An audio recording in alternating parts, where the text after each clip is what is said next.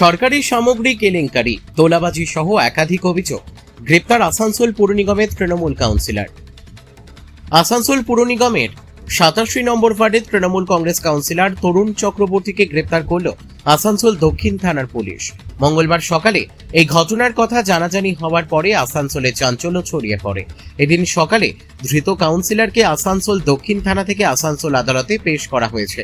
থানা থেকে ধৃতকে যখন পুলিশের গাড়িতে তোলা হচ্ছিল, সেই সময় সাংবাদিকরা তাকে প্রশ্ন করেন, কেন তাকে পুলিশ গ্রেপ্তার করেছে, কি অভিযোগ তার বিরুদ্ধে রয়েছে। তরুণ চক্রবর্তী কোনো প্রশ্নেরই উত্তর দেননি। পুলিশ সূত্রে জানা গেছে, সরকারি প্রকল্পের অধীনে বিতরণ করা ত্রাণ সামগ্রী ট্রিপল কেলেঙ্কারির অভিযোগে তাকে অভিযুক্ত করা হয়েছে। সরকারি তহবিলের সামগ্রী বিতরণ ও ব্যবহারে অনিয়মের অভিযোগ পাওয়ার পর তদন্ত শুরু করা হয়। প্রাথমিক তথ্যের ভিত্তিতে সোমবার পুলিশ তাকে প্রথমে আটক করা হয়, পরে তাকে গ্রেপ্তার করা হয়েছে। আসানসোলের ডামরার বাসিন্দা তরুণ চক্রবর্তীর বাড়ি থেকে বেশ কিছু ত্রিপাল উদ্ধার করা হয়েছে, যা দরিদ্রদের মধ্যে বিতরণের জন্য সরকারের পক্ষ থেকে সরবরাহ করা হয়েছিল। এছাড়াও তার বিরুদ্ধে কয়লা, বালি এবং জমি লেনদেনে জড়িত থাকার অভিযোগ রয়েছে। এইসব অভিযোগ তদন্ত করা হবে বলে পুলিশ সূত্রে জানা গেছে।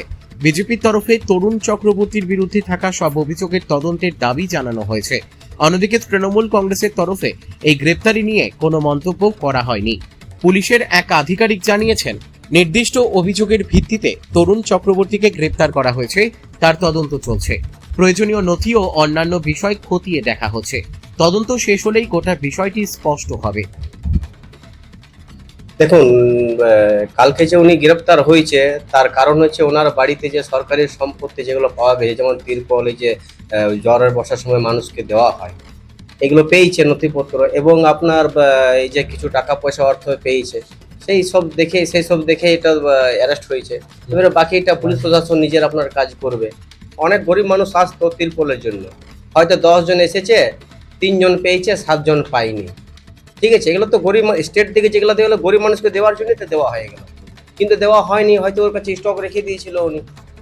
10 জন এসেছিল, 3 জন পেয়েছে, 7 জন পায়নি। এগুলো তো সরকারি সম্পত্তি গরিব মানুষকে দেওয়ার জন্য দেওয়া হয়নি, এগুলো ওনার বাড়িতে পাওয়া গিয়েছে। এর বাকিটা পুলিশ প্রশাসন নিজের আইন নিজের কাজ হিসেবে করে যাবে ওনারা। এটা হওয়ারই কথা ছিল।